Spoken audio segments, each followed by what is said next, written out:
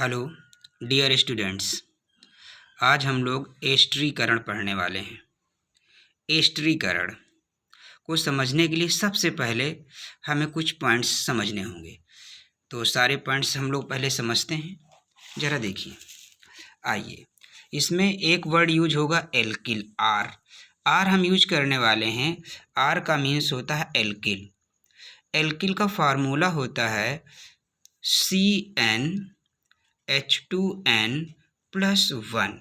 इसका ये मतलब है कि जितने कार्बन के होंगे उसके 2 गुने से एक अधिक हाइड्रोजन परमाणु जुड़े होंगे। आप देख सकते हैं, जैसे C1 है तो 1 का 2 गुना किया तो कितना हुआ 2, 2 में 1 जोड़ो तो 3, तो क्या फार्मूला बना CH3। 1 का कोई मतलब नहीं, सिर्फ समझने के लिए लिखा गया है। दूसरा देख लेते हैं, सी के 2 का 2 गुना करो तो कितना हुआ 4, और एच के 5 कैसे हो गए? हमने फार्मूले में बताया है कार्बन के 2 गुने से एक अधिक, यानी 2 2 2 ज़ा 4, 4 + 1 5, यानी कार्बन के 2 गुने से एक अधिक, तो C2H5 बन गया। इसी तरह के कार्बन के जब 3 लिए हमने तो 3 दूनी 6 और 1 7, तो ये हमारा फार्मूला बन गया C3H7। इसी प्रकार से हमने बनाया C4H9। कैसे बना? 4 दूनी 8, 8 और 1 9। फिर कार्बन के 5 हैं तो 5 दूनी 10 और 1 11 H के। ये चीज़ समझ में आ गई। अब हमको ये भी देखना है कि जब हम एल्किल ग्रुप के जो नाम लिखते हैं तो इनकी पहचान तो आपने समझ लिया कि जितने कार्बन हों उसके 2 गुने से एक अधिक हाइड्रोजन होता है। इनका जब नाम लिखते हैं तो नाम लिखते समय YL जोड़ देते हैं। तो अब YL किस में जोड़ेंगे? तो इसके लिए थोड़ा सा हम लोग बैक चलते हैं, देखते हैं कि कार्बन की गिनती, यानी जो C1 होता है उसे हम लोग मेथ पढ़ते हैं, C2 होता है तो उसे हम लोग एथ पढ़ते हैं, C3 को हम लोग प्रोप पढ़ते हैं, अगर C के 4 हैं तो उसे ब्यूट पढ़ते हैं, C के 5 हैं तो उन्हें पेंट पढ़ते हैं, C के 6 हैं तो हम लोग उसे हेक्स पढ़ते हैं, C के 7 हैं तो उसे हेप्ट पढ़ते हैं, C के 8 हैं तो उसे ऑक्ट पढ़ते हैं, C के 9 हैं तो उसे नोन पढ़ते हैं, C के 10 हैं तो उसे डेक पढ़ते हैं।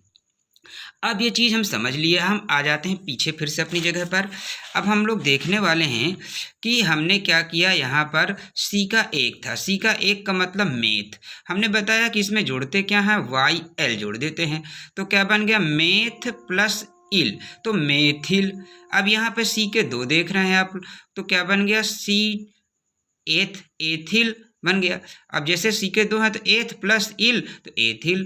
प्रोप, सी का 3 का मतलब प्रोप, YL जोड़ दिया तो प्रोपिल। इसी प्रकार से सी के 4 हैं तो क्या बन गया ब्यूटिल, सी के 5 हैं तो पेंट, और इल जोड़ दिया तो पेंटिल हो गया।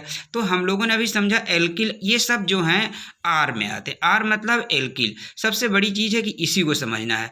अगर हमने आर को समझ लिया तो हमें एस्टरीकरण समझने में आसानी होगी। तो आर सबको समझ में आ गया, ठीक है। तो हम लोग आर को एक बार फिर समझते हैं। आर मतलब एल्किल, CnH2n+1, ये इसका फार्मूला होता है।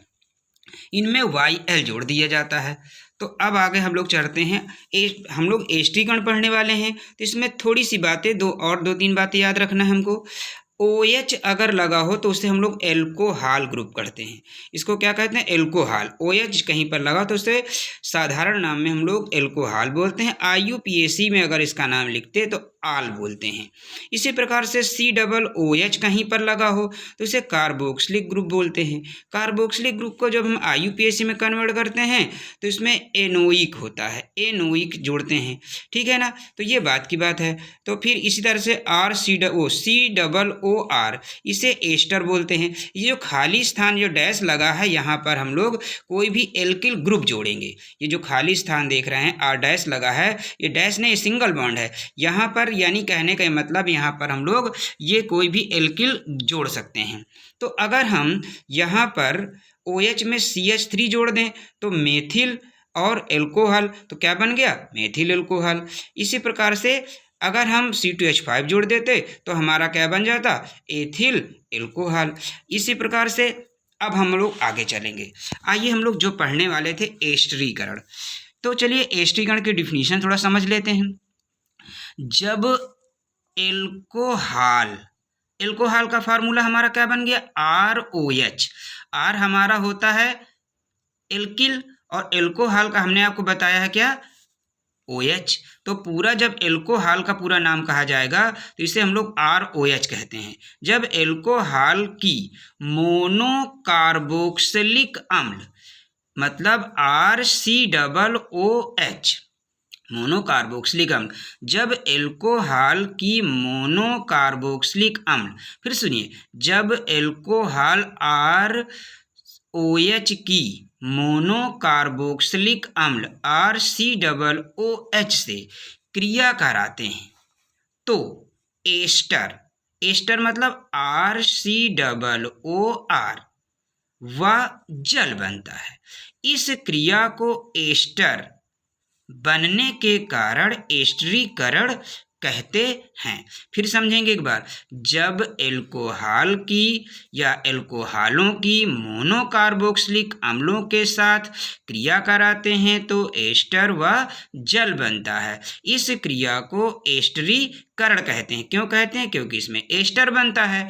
ये समझ में आ गया सभी को। अब आ जाते हैं इसका रिएक्शन देखने हम लोग, तो इसका रिएक्शन देख लेते हैं। अभिक्रिया हमने बताया एल्कोहल ROH होता है, फिर मोनोकार्बोक्सिलिक अम्ल में भी R है, तो दो R होंगे तो कंफ्यूज होंगे, इसलिए हमने एक R को क्या किया, R' मान लिया कि यानी कि R चेंज हो भी सकते हैं। यहाँ पर CH3 हो सकता है, यहाँ पर C2H5 हो सकता है, यहाँ पर CH3 हो सकता है, यहाँ पर C2H5 हो सकता है। ये बात क्लियर हो गई। तो चलिए आगे चलते हैं। एल्कोहल ROH को जब हम मोनोकार्बोक्सिलिक अम्ल यानी कार्बोक्सिलिक अम्ल RCOOH के साथ मिलाते हैं तो एस्टर R-COOR और जल बन जाता है, H2O, जल बन जाता है। जैसे थोड़ा सा देख लेते हैं, जैसे अब हमने आपको पहले ही बताया था R की जगह हम C2H5 लिख दिए तो ये हो गया R हमारा एल्किल और OH तो एथिल और एल्कोहल, ये पूरा बन गया एथिल एल्कोहल का फार्मूला। अगर हम यहाँ पर CH3 लिखे होते तो मेथिल एल्कोहल बन जाता। ठीक है, तो अब हम लोग चल रहे हैं एथिल एल्कोहल को, इसकी डिफिनीशन भी लिखेंगे आप लोग। क्या लिखेंगे, जब एथिल एल्कोहल को एसिटिक अम्ल के साथ मिलाते हैं तो एथिल एसीटेट बनता है और जल बनता है। इस क्रिया को एस्टरीकरण कहते हैं।